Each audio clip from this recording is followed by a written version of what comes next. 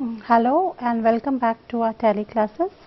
पिछली क्लासेस में हमने एक रिवीजन कर लेते हैं पिछली क्लासेस का। पिछली क्लासेस में हमने अपना परचेजेस और किस तरह हम लोग पेमेंट करते हैं, किस तरह हमारी कैश परचेजेस क्रेडिट परचेजेस होती हैं, किस तरह हमारी कैश सेल क्रेडिट सेल्स होती हैं, ये पढ़ा था।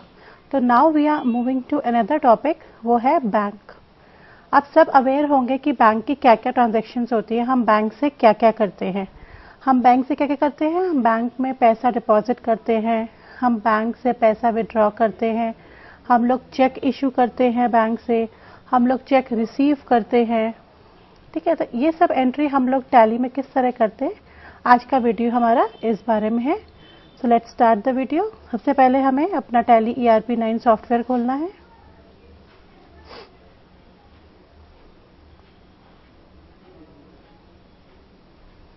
इसके बाद हमें अपने एजुकेशनल मोड में जाना है और मैं अपनी प्रीवियस कंपनी में ही काम करूंगी। आप चाहे तो न्यू कंपनी भी यूज़ कर सकते हैं, अदरवाइज मैं अपनी प्रीवियस कंपनी खोल रही हूँ। डैट ऑल्ट F3 करा, यहाँ से अपनी अपनी कंपनी सेलेक्ट करी। मेरी जो कंपनी चली आ रही है वो आ रही है ISBL Academy 1, तो मैंने वही खोली है। इसमें अब हम लेजर्स बनाएंगे। अब हमारे बैंक का लेजर बनेगा, हम किससे चेक रिसीव कर रहे हैं, किसको चेक इशू कर रहे हैं, उनके लेजर्स बनेंगे। तो आइए पहले उनके लेजर्स बना लेते हैं। अकाउंट्स इन्फो में गए, लेजर्स और क्रिएट।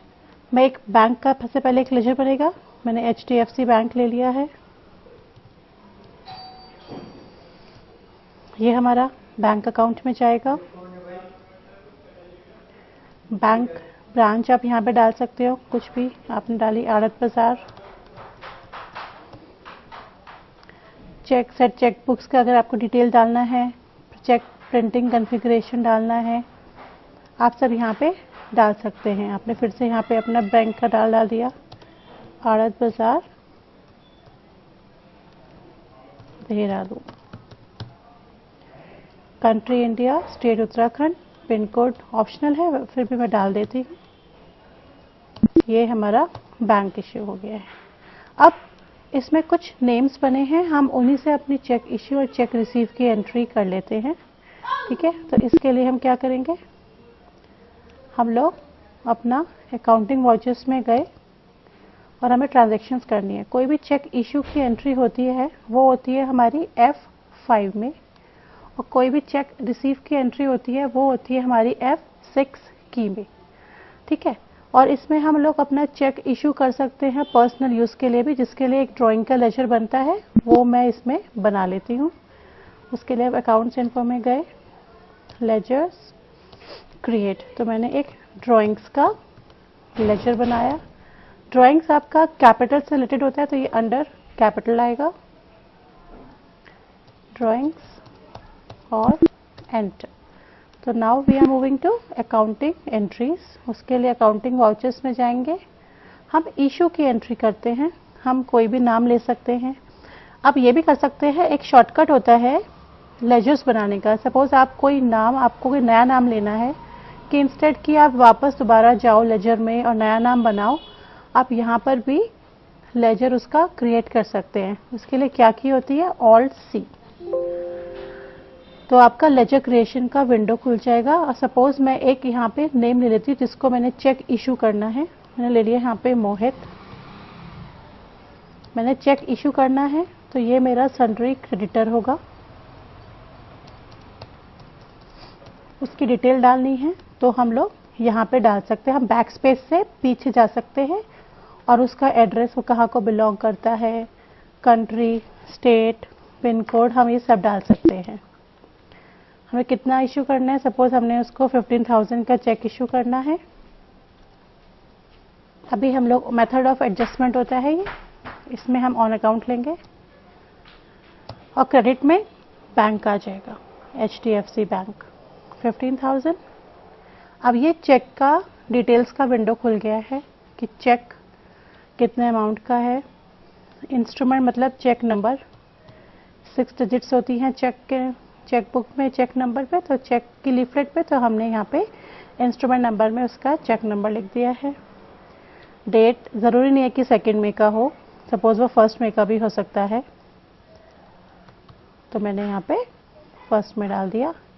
नरेशन में हम चेक नंबर डाल देते हैं, एंटर एंटर। ऐसे ही हम पर्सनल यूज़ के लिए भी चेक इशू कर सकते हैं, जिसको कि हम ड्राइंग्स बोलते हैं। तो फिर से पर्सनल यूज़ के लिए हम इशू कर रहे हैं चेक, तो इसकी एंट्री F5 की में ही होगी। तो F5 ऑलरेडी हमारा विंडो ओपन है। तो अब यहाँ पे हम डेबिट में ड्राइंग्स लिखेंगे। 10,000 का आपने इशू करा है और क्रेडिट में आ जाएगा HDFC बैंक। फिर से आपका चेक इंस्ट्रूमेंट नंबर आ गया। इंस्ट्रूमेंट डेट इस बार हम लोग सेकंड में ही रहने देते हैं और यहाँ पे चेक नंबर। ये तो हो गई हमारी चेक इशू की। अब कभी कभी हम पार्टी से चेक रिसीव भी करते हैं। हम किन पार्टी से रिसीव करते हैं? जिनको हमने अपना कुछ आइटम सेल करा हुआ है, उनसे पैसा आना बकाया है। और वो कैसा पैसा दे सकते हैं? या तो वो कैश फॉर्म में पैसा हमें वापस करे या वो चेक दे।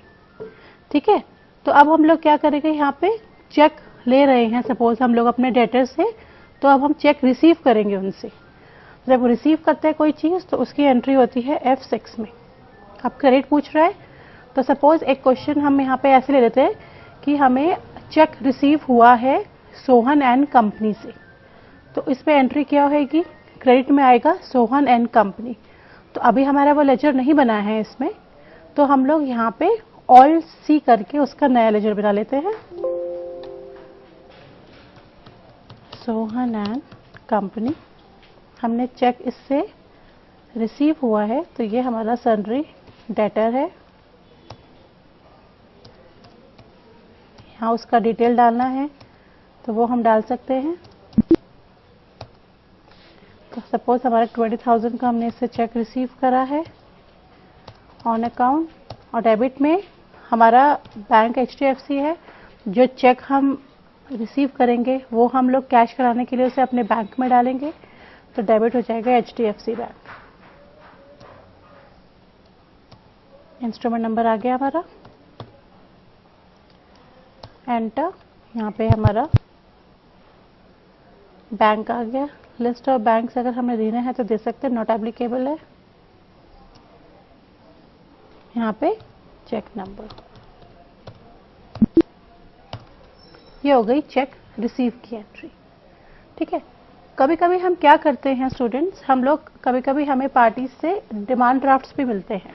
ठीक है, जैसे चेक्स मिलते हैं, कुछ कुछ पार्टीज डिमांड ड्राफ्ट भी हमें देती हैं, जो भी हमने उनको सेल किया होता है उसके अगेंस्ट। या हम कभी हमने किसी से अगर माल परचेज करा है, हमने उसे पेमेंट करना हो, तो हम भी डिमांड ड्राफ्ट इशू कर सकते हैं। तो उसकी एंट्री कैसे होती है? तो अब हम इसमें डिमांड ड्राफ्ट्स की एंट्री करते हैं। आप सबसे पहले तो आपको ये पता होना चाहिए कि डिमांड ड्राफ्ट और बैंक चेक जो हम इशू करते हैं या रिसीव करते हैं, उनमें क्या डिफरेंस है। सी, जो चेक होता है ना, वो कस्टमर भी इशू कर सकता है। कैसे? जैसे वंस आपका अकाउंट बन गया बैंक में, तो बैंक आपको एक चेकबुक दे देता है, तो उस चेकबुक से आप अपने फर्दर क्लाइंट्स को चेक इशू कर सकते हो। लेकिन जो डिमांड ड्राफ्ट होता है, वो आपको जब जितने भी डिमांड ड्राफ्ट बनाने हो, आपको हमेशा बैंक ही जाना पड़ेगा। उसकी ऐसा कोई बुकलेट नहीं होती है कि जिससे आपके डिमांड ड्राफ्ट इशू कर दे, वो हमेशा बैंक ही बना के देगा। ठीक है, फर्स्ट डिफरेंस तो ये है। सेकेंड डिफरेंस आपका ये है कि चेक जो होता है वो 100% पेबल नहीं होता है, बिकॉज उसमें रिस्क ऑफ बाउंस रहता है। बाउंसिंग का फैक्टर मतलब क्या होता है कि चेक डिसऑनर हो जाते हैं। क्या रीजन है चेक डिसऑनर होने के? या तो बैंक में आपके इनसफिशिएंट फंड्स हैं, या आपका डेट एक्सपायर हो गया। नॉर्मली 3 मंथ्स रहता है, 3 मंथ्स तक आप चेक बैंक में डाल सकते हो, लेकिन अगर उसके बाद डालोगे तो चेक आपका डिसऑनर हो जाएगा। डिसऑनर का मतलब होता है बाउंस हो जाता है। और तीसरा, आपका सिग्नेचर मैच नहीं करा है। ठीक है, लेकिन इसमें ऐसा कुछ नहीं होता है डिमांड ड्राफ्ट में। डिमांड ड्राफ्ट में या तो 100% पेबल होता है, बिकॉज या तो आपका अकाउंट होता है बैंक में, या आप कैश देके बनाते हो। तो दोनों केसेस में 100% श्योर है कि आपका जो कैश है उसके अगेंस्ट से आपका डिमांड ड्राफ्ट बन रहा है। राइट, तो अब हम उसकी एंट्रीज करते हैं। कैसे करेंगे? अब मैंने अकाउंटिंग वॉचेस खोला। अब सपोज हमने किसी को डिमांड ड्राफ्ट बना के दिया, तो पेमेंट कर रहे हैं हम F5 में जाएंगे। सपोज भुवन एंड कंपनी का ही ले लेते हैं, हमने इसको डिमांड ड्राफ्ट बना के दिया, हमने दिया इसको डिमांड ड्राफ्ट बना के 50,000 का, लेकिन यहाँ पे हम ये कंपाउंड एंट्री कर रहे हैं। कंपाउंड एंट्री का मतलब क्या होता है कि इसमें आपके या तो 2 डेबिट आते हैं या 2 क्रेडिट आते हैं, इसको हम बोलते हैं कंपाउंड एंट्री। अब जब आप डिमांड ड्राफ्ट बनाते हो बैंक से तो आपको उसको बैंक चार्जेस पे करने होते हैं। बैंक चार्जेस आपका खर्चा है, इसलिए वो हमेशा डेबिट होता है। तो हम यहाँ पे डी करेंगे, एंटर किया और बैंक चार्जेस बनाएंगे, पर हमने तो बैंक चार्जेस का लेजर बनाया ही नहीं है। तो मैंने आपको क्या बताया था, उसके एक शॉर्टकट की होती है, वो होती है ऑल्ट सी। तो यहाँ हम एक बैंक चार्जेस का लेजर बना लेते हैं। ये हमारा एक खर्चा है, तो ये ऑफिस का खर्चा है, तो ये इनडायरेक्ट एक्सपेंसेस में आएगा। अब बैंक ने सपोज हमें जब 50,000 रुपये का उन्हें डीडी बना के दो, तो उसने हमसे 200 रुपये बैंक चार्जेस लिए। तो क्रेडिट में हम क्या डालेंगे, हमने कैश देके बनाया है या हमने उस बैंक को चेक दिया है, उसके अगेंस्ट बैंक को बोला है कि हमें वो डीडी बना के दे। सपोज हमने कैश देके बनाया है, तो हम यहाँ पे कैश लिखेंगे और 50,200 रुपीज़ हो गया टोटल, एंटर। यहाँ पे अब आपका डीडी नंबर आ गया। तो ये आपकी पेमेंट की एंट्री हो गई है, ठीक है।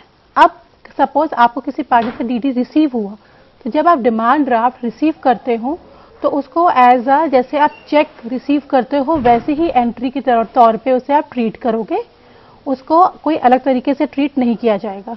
तो आप ये मान के चले कि आपको डीडी रिसीव हो रहा है किसी भी इन में पार्टी में से, तो रिसीव की एंट्री F6 में जाएगी। तो क्रेडिट में क्या आएगा, हमें दीपक एंड कंपनी से डीडी रिसीव हुआ है, तो हमने यहाँ दीपक एंड कंपनी लिख दिया।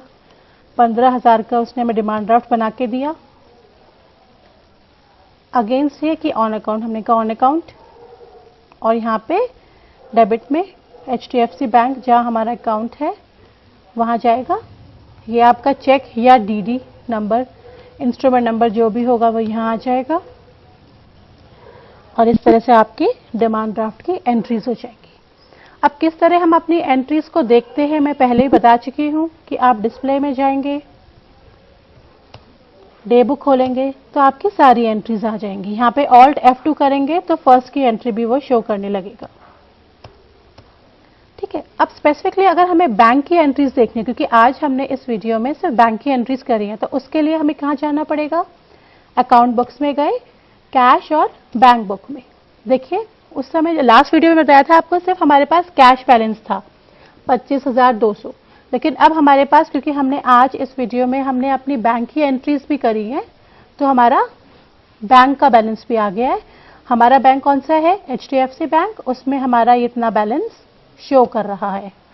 तो ये हमारे HDFC बैंक का लेजर खुल गया है, राइट स्टूडेंट्स। तो आई होप आपको आज का वीडियो पसंद आया होगा, आपको समझ आया होगा क्या डिफरेंस होता है चेक डिमांड ड्राफ्ट के बीच में, किस तरह हम लोग अपनी बैंक की एंट्रीज करते हैं। इसमें अगर कुछ भी आपको क्वेरी है तो जो हमारे नंबर्स गिवन है उस पर आप फ़ोन करके अपनी जितनी भी क्वेरीज है उनको सॉल्व कर सकते हैं। Thank you so much.